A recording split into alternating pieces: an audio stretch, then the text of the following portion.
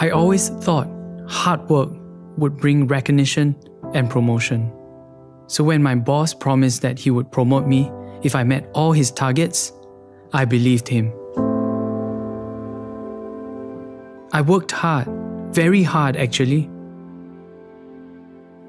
I managed to meet all the KPIs that had been set for me. In fact, I finished them earlier than expected. I thought the promotion was in the bag, as promised.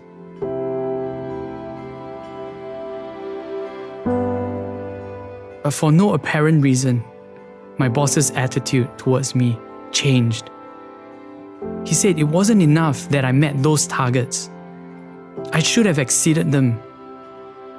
He simply said I wasn't good enough to be promoted. And that wasn't the worst. Not only did he not promote me, he gave me a D grade and requested that I transfer to another department, but only after I had finished the extra work he was giving me.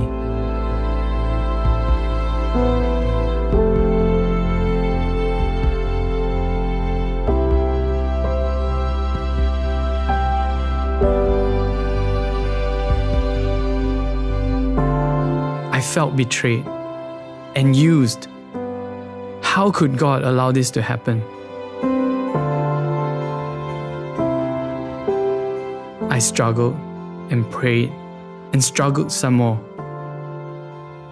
It wasn't easy, but in the end, I decided to just let it go and entrust the whole matter to God.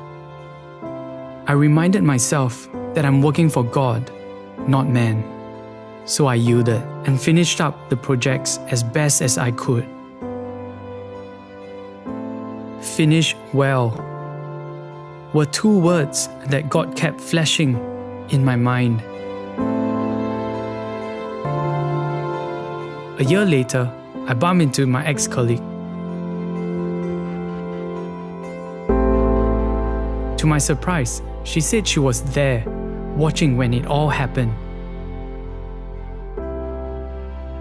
And she couldn't understand how I could have stayed so calm despite what had happened, why I didn't react or complain. I mumbled that it was only by God's grace and shared how that episode taught me to trust God more. That conversation opened the way for me to invite her and her family to join me at church. As a family, they visited several times. Her daughter eventually prayed to receive Christ. I may not always understand God's best plan for my life, but may God use my life to bless someone.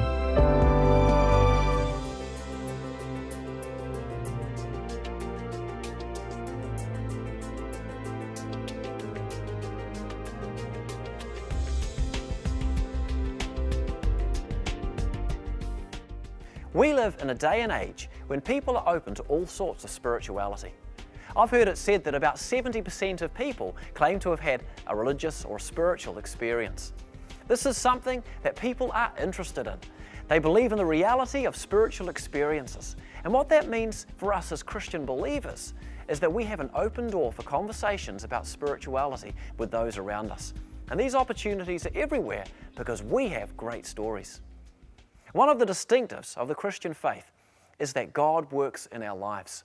Sure, people from practically all religions can claim to have had spiritual experiences, but if you go into a believing Christian church, you'll find stories of positive spiritual experiences coming out of your ears. And if you do the comparisons, you'll begin to work out that something's going on. What is especially unique is not just the number of spiritual experiences, the volume. It is the fact that our lives are consistently changed for the better as a result. You see, our stories aren't just about a feeling or a spiritual experience that we walk away from and talk about later. It's the fact that when we walked out of that room, we were changed. Our hearts were touched. We were fundamentally different as a result. People stop doing drugs. People turn from crime. People go back to restore marriages that were once broken. People forgive people who have hurt them and find themselves released from emotional bondages. Our stories are powerful because they are stories of hope. I hope you're hearing me, because this is exciting stuff. You see, preaching the gospel in our culture is a little challenging because people are only a little bit interested because they don't believe religious truth exists.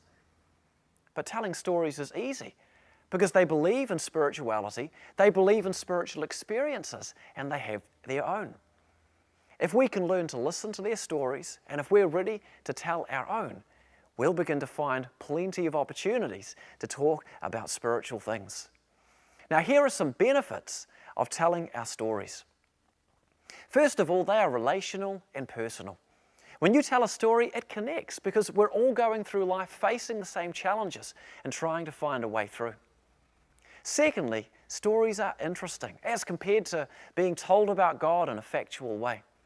People don't want to be preached at, but they love hearing a story. Stories connect with the mind as well as the emotions. They draw people in, and they draw people into conversations. Thirdly, stories can't be argued with, because if you say something happened, what are they supposed to say? And fourthly, they're more memorable. A person who hears your story might be thinking about it 2 weeks later. All of this makes our stories a really effective tool for telling people about God, because our stories aren't just stories about spiritual experiences. They're stories about how when we walked out of that room, we were changed. They are stories about hope. Let me give you a couple of examples. A couple of weeks ago, I was talking with a man and he told me how he came to faith. In short, he was working under a car trying to fit a gearbox in. Now, he was experiencing a lot of pressures in life at that point in time, and the gearbox simply wouldn't go in. He dropped it on his chest and he cried. And at that point, he heard an audible voice. Now, he looked around to see where that voice was coming from, but no one was there. And then the audible voice spoke to him again. The voice told him to put the gearbox back in. He lifted it up and pushed it, and it went straight into place. He was convinced that it was God who was speaking to him. And he came to a faith in God from that point on, and in fact today, he serves as a pastor. Let's break this down quickly. Was it a personal story? Yes, we can all feel the guy's frustration working underneath that car.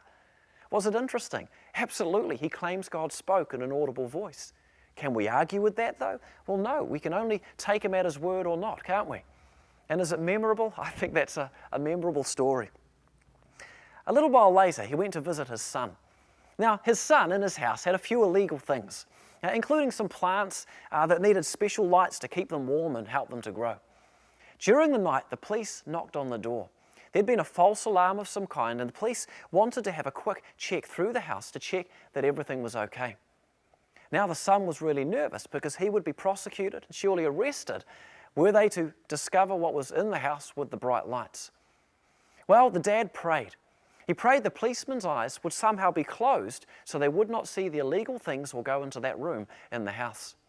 The police came in, they searched the house, and they left without seeing them. And as a result, the son, of course, wasn't prosecuted, and this miracle was such that the son was convinced of God's existence. In fact, he later told his friends that it was a miracle from God, and as a result, he cleared those things out of his house. Let's break it down. Is it personal? Oh, we've all done dumb things before, haven't we? We can relate to that. Is it interesting? Oh, certainly it's a dramatic story. Can we argue with it? Did the police really not find the things? We can only take their word for it. And is it memorable? Well, absolutely. A story of police coming into a house when you could have been arrested and not seeing it. God answering a prayer. It paints a picture of hope. It paints a picture of a God who hears our prayers, who works in our lives to draw us to himself. These are great stories, and what I'm trying to say is this. We're underestimating the importance of our stories. While people don't want to be preached at, they're still spiritual and they're still interested in our stories. While they don't want to hear all about our version of the truth because to them it really is just our version of the truth, they do believe in spiritual experiences. They have their own stories. This is an open door in our culture, and we could make a lot better use of it. Most believers are not ready to share their stories. We can change this. God has worked in our lives not just to bless us. He's worked in our lives and given us stories so that we can share them. So in the next session, we're going to look at some basic tips on how we could tell our stories and tell them well. I hope this is helping.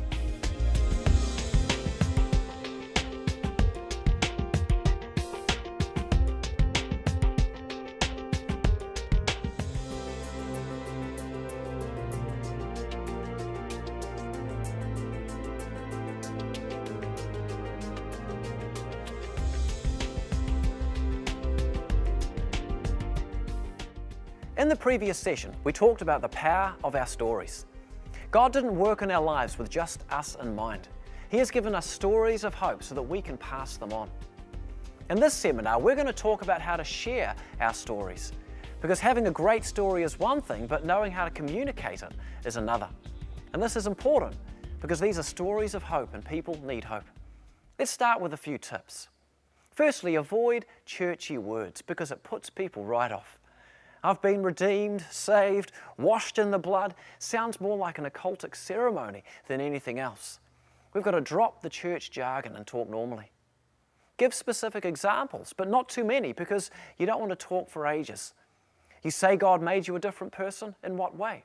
You say your old habits faded away, which ones? Stay focused on what you are saying.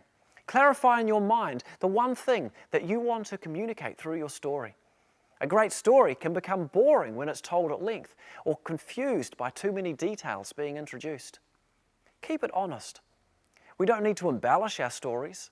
Some people feel they don't actually have stories or that their stories are uninspiring and undramatic, but everyone has a story and everyone's story can teach us something. It's a case of drawing that out and then saying it simply. It doesn't have to be complicated or long. And keep it brief. In fact, we could have an additional point. Keep it brief.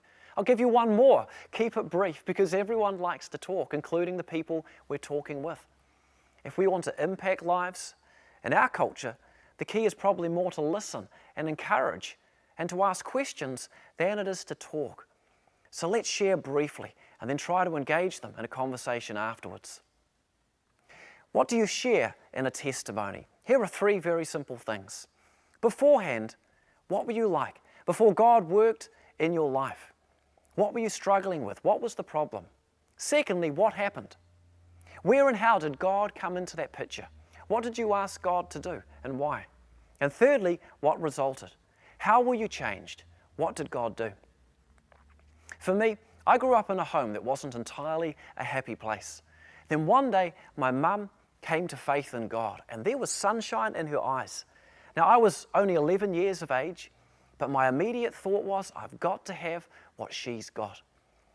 Now, the circumstances in the home were no different, but she was different. So I decided to be God's friend for life. And the first thing that happened to me was that I suddenly realized God loved me and that God had made everybody the same. You see, I had this idea that I was somehow an inferior human being. I don't know where I got it from, but suddenly I realized God made everyone equal. My whole way of seeing myself and the world and other people in my class at school was changed. I was like an emotional cripple, to be honest, and I was set free. And to this day, I can't deny what happened and how I changed. I realized there was a God behind the universe and that He was a God who has made Himself known. And even though I didn't know the differences between all the religions, I realized this God could be discovered through faith in Jesus. In conclusion, whenever something spiritual is mentioned in a conversation, inquire. Ask if they've had a spiritual experience because most people have. And when you've listened, you may get to share your story as well. In which case, share it clearly and share it briefly. What were things like beforehand? What happened? How did things change afterwards? Because stories of spiritual experiences are common ground with many non-believers. There is a cultural divide between us and non-believers in our Western nations. We believe God can be known, they do not. They believe everyone has their own truth or their own view of God, and that all are equally valid because it's impossible to really know God, such that one view could be right over and above another. Our stories can bridge that cultural divide and reveal a perspective that's not only different, but is full of hope. What is your story? Get ready to tell it. Then ask some people about their spiritual experiences.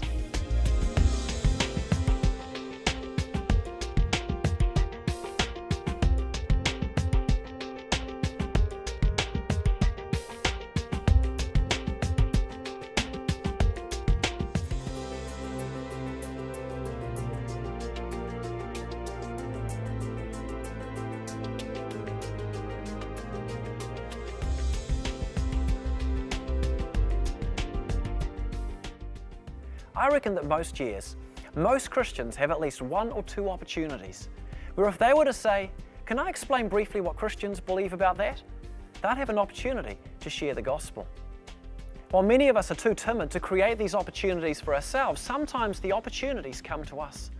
And so one of the greatest oversights in the Christian church is surely our failure to equip believers to take those opportunities, to share the most important of all messages. In fact, from the perspective of eternity, I don't know if anything else would even compare to this. It's especially tragic because people in our Western culture don't mind hearing about what Christians believe, so long as those beliefs are not pushed.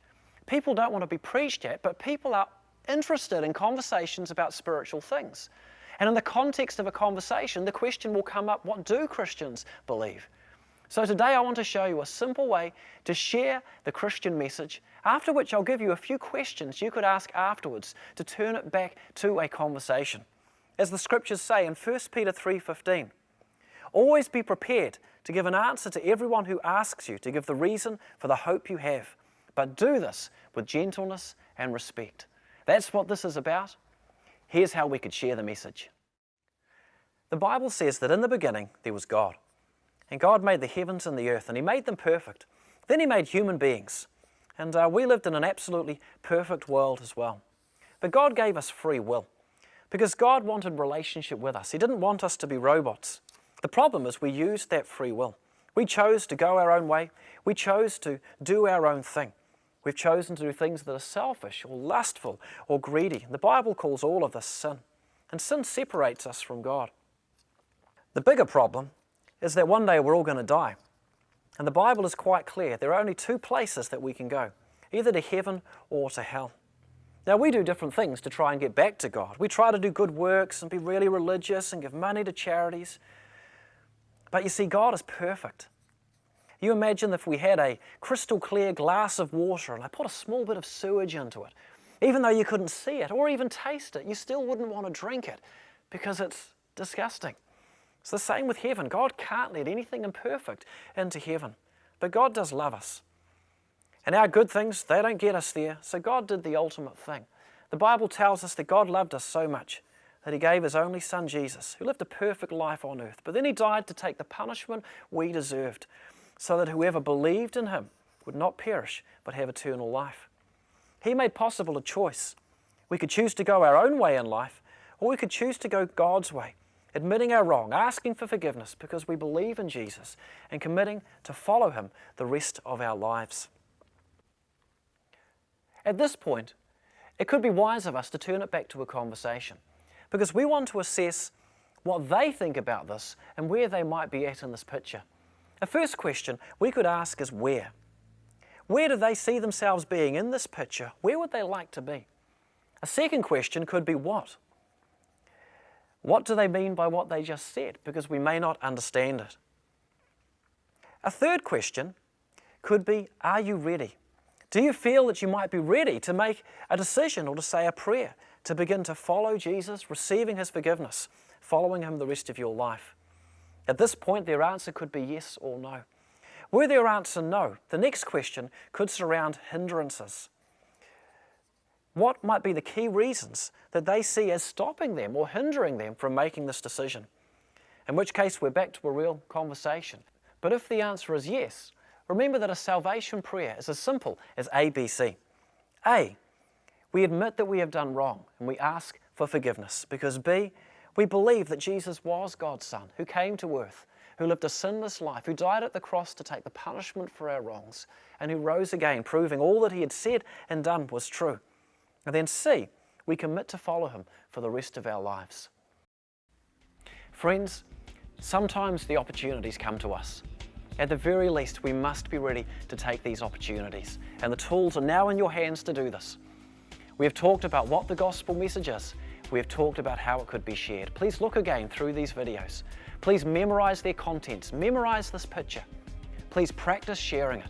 And may God use you to share a clear message with many people in the remaining years that you have, that many people would be in eternity because of your witness. God bless.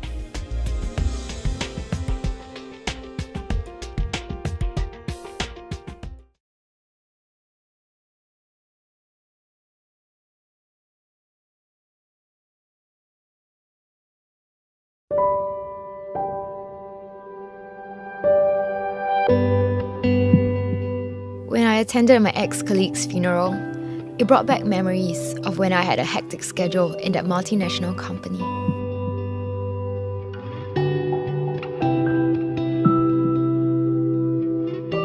I was often tempted to only eat with Christian colleagues or by myself to wind down. It dawned on me, we only eat with people we care for, value, and love. If we choose to eat with a certain group of friends, we are subtly sending a message of love, friendship, and bond to them. One day, God placed a burden in my heart to have lunch with this particular ex-colleague. Char siu rice was one of her favourites, and although I did not fancy it, I accompanied her faithfully. As she was very much older than I was, we did not have much in common to talk about. Most of the time, she talked and I listened. This lunch arrangement went on for a few years until I left the company. A few months ago, I discovered she was battling with cancer through a mutual ex-colleague. I asked if I could visit her. Thankfully, she agreed to my visit, as she had kept the news away from many ex-colleagues.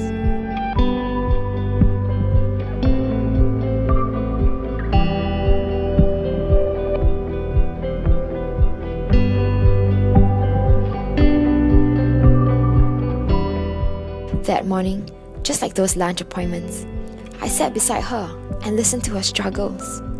I finally asked if I could share the gospel with her.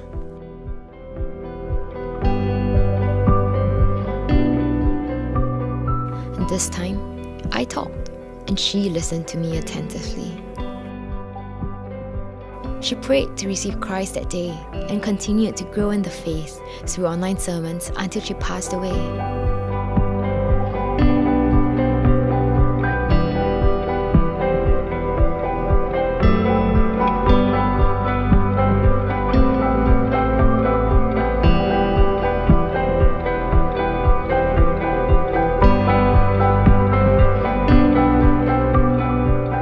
I now know with certainty that my ex-colleague is in heaven. I now understand that we eat with our loved ones and friends so that we may feast with them eternally.